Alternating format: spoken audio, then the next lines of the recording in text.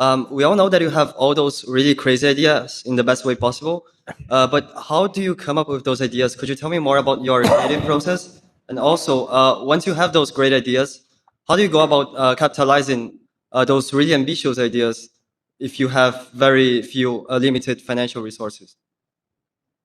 The great thing about sort of software or anything which just involves intellectual capital of you and you and a few friends, is that you can just do it. So that's why doing some sort of internet thing or software thing is great as an initial company to create. And that's why it's Zip2 and PayPal. They gave me the capital to attempt to do more capital intense activities.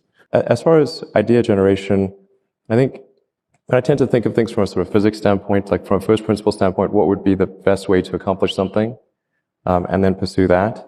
And that's also a good way to determine if there's if something's far from its optimum. Like on rockets, for example, one could say, that you could reason by analogy and say the rocket's going to cost a certain amount because that's what prior rockets have cost. Or you can say, well, what is a rocket made of? What are the material constituents? What do they weigh? What's the cost per unit mass?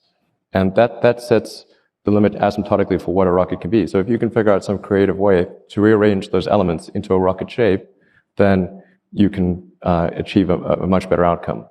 That's the first principles approach.